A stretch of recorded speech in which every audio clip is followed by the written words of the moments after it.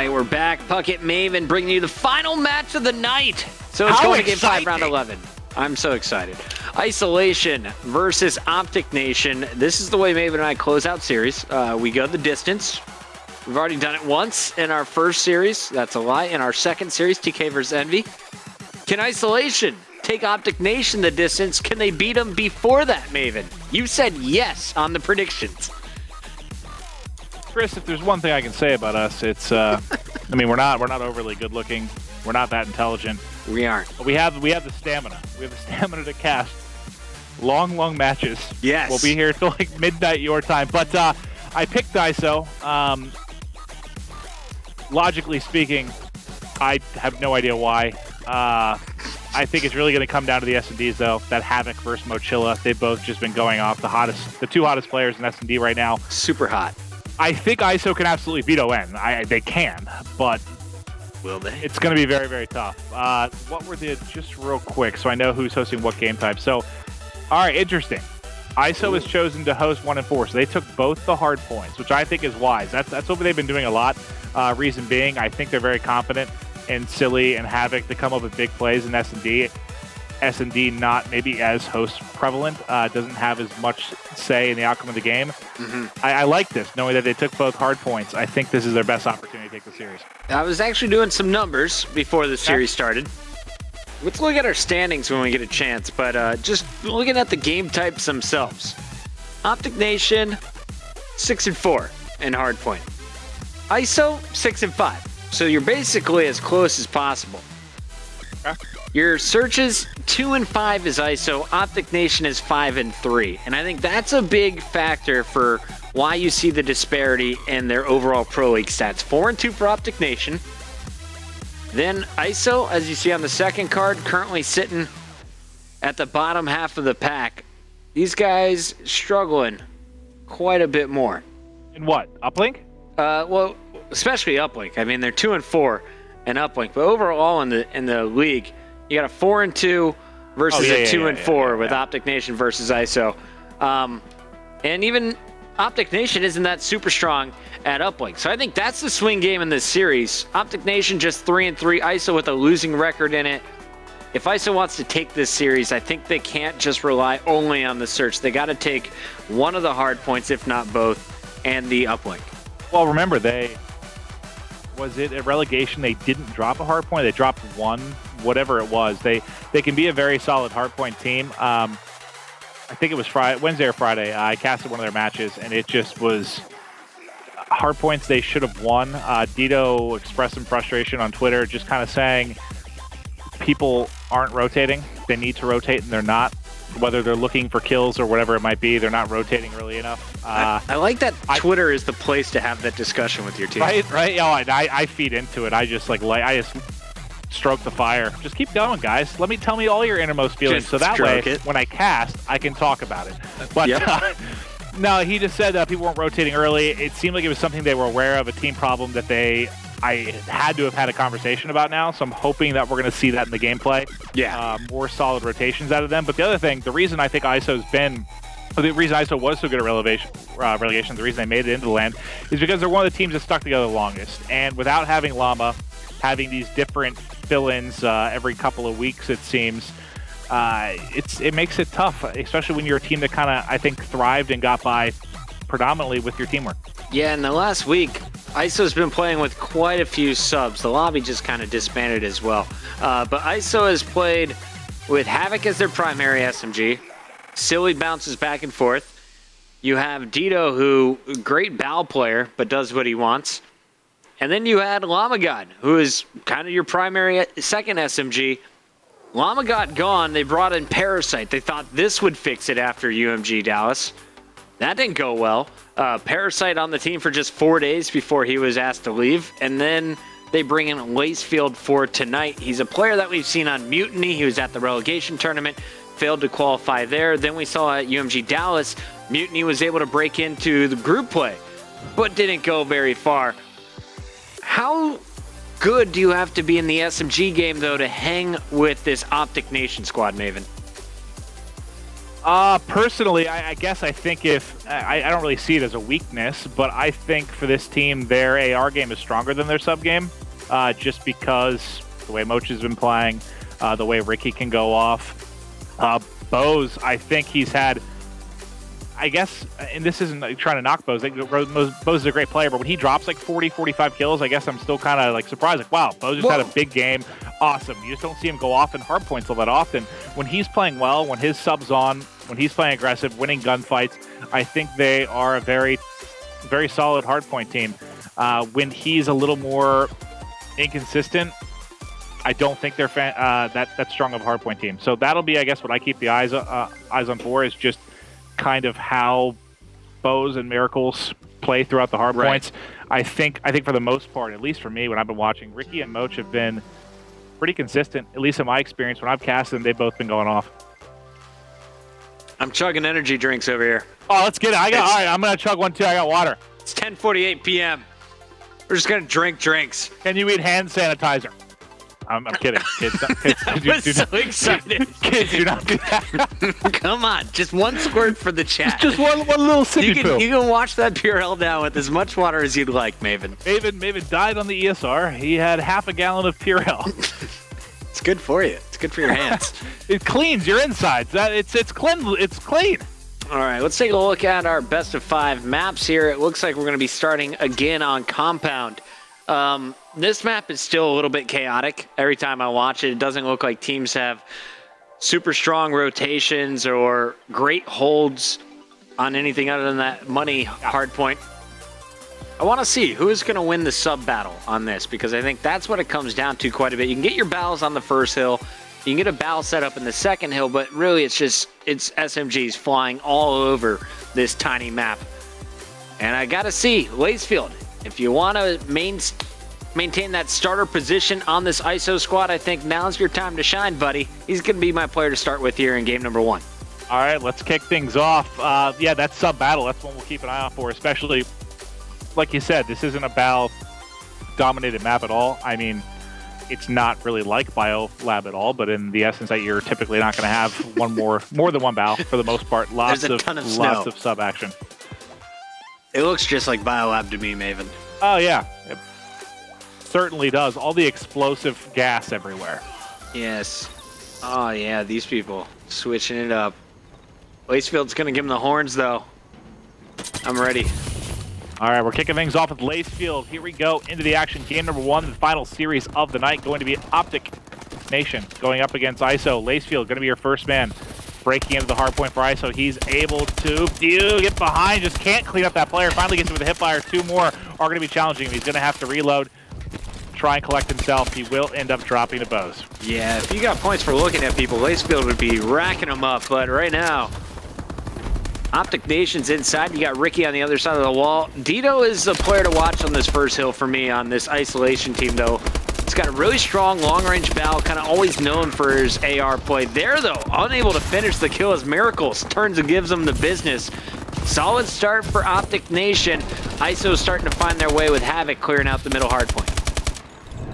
I was getting eyes on with Silly for a little bit, Chris. He's kind of sitting behind this box here, trying to get as much time as he can. Unfortunately, inopportune time to reload as he's going to get pushed. Has a little bit of help, though, as they are getting rotated over to try and deal with this next hard point. The first person in for OpTic Nation was going to be Ricky. Ricky's going to be rocking a sub on this one. He gets a 2-piece lined up for him. There's a third coming in. Miracle's there to help, and everyone providing support here. And this one, we talk about the money hill, but this one I think you can get a good amount of time, too. I've seen players set up in here, like I'm watching Ricky right now. Yeah.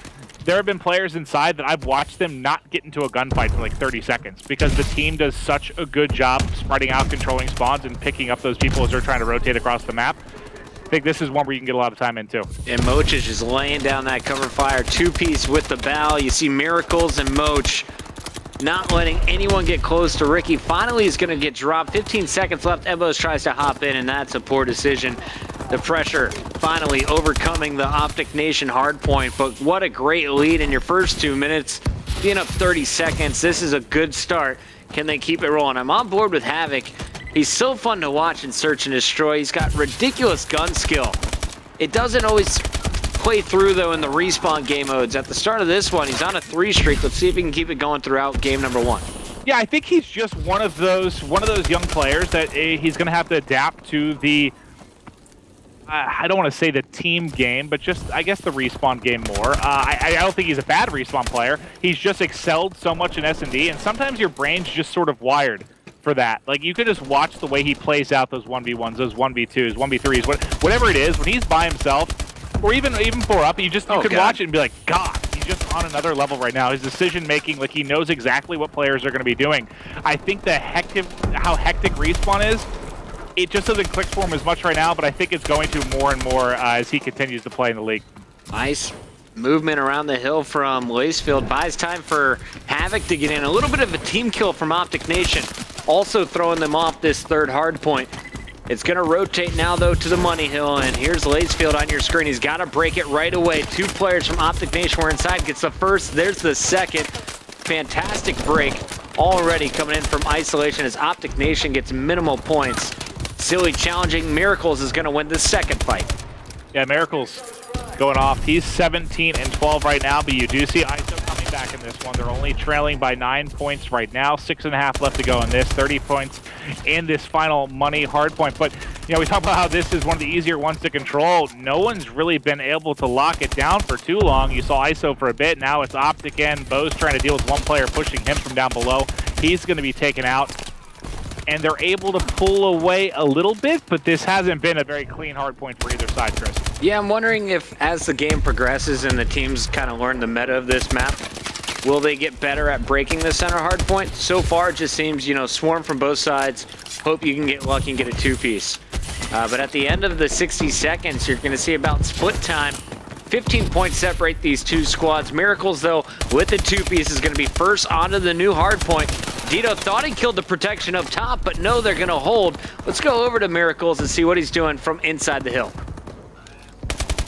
Miracles, 24 and 13 on a 3 streak. He's going to be taken out by a grenade. Trade going down. Time coming in a bit for ISO right now. And I don't know. Yeah, Chris, I kind of agree with you. I think it's going to develop a bit for that hard point. Obviously, we're going to see more and more of this map, and that's been the swing hard point people have talked about. But I don't think this isn't...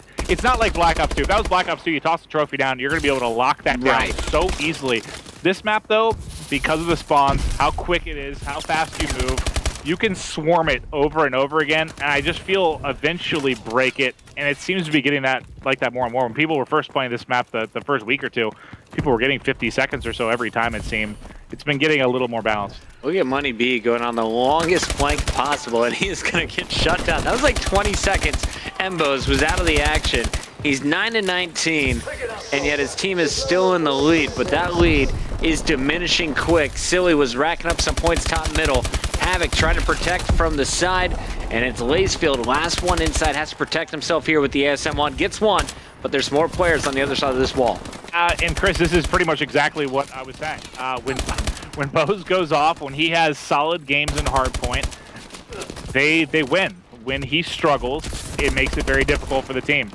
They are winning right now, but I wouldn't say it hasn't been a struggle to maintain this lead right now with Bose at 11 and 22. Yeah, Ricky's +1. You got Moch even, +9 for Miracles, but -11 from Bose has kept ISO in this game. Gotta think if he was just putting up a few more kills, they would be able to slay out on some of these big hills. 3 straight kills coming in from iSolation. Ricky's gonna regain control of the hard point. This is where they pulled away at the start of the game. Can OpTic Nation break back in? We'll see here if they can get control. Miracle's the man in. Last time you saw it was Ricky mostly holding it, Chris. He's going to get eyes on Havoc coming from behind. Stun comes in. Miracle's just going to go prone. His nades coming in from everywhere. But as it clears, he pops up, able to pick up that kill, not able to turn and take out a second one. 27-point advantage. About halfway through this hard point, a little over 3 left to go. And who's standing out for ISO? Really, it's been the fill-in, Lacefield. He's 27 and 21, has 5 captures to go with it. And I'd have to see what he's been rocking for the most part, but doing his duties, standing in this week is Lacefield. Yeah, he's going double Semtex and ASM1 almost every time I switch to him. He just plays so fast, and I love how he's getting the kills outside and away from the hard point. He's going hunting, trying to push out these spawns. Gonna be taken down, hills rotating.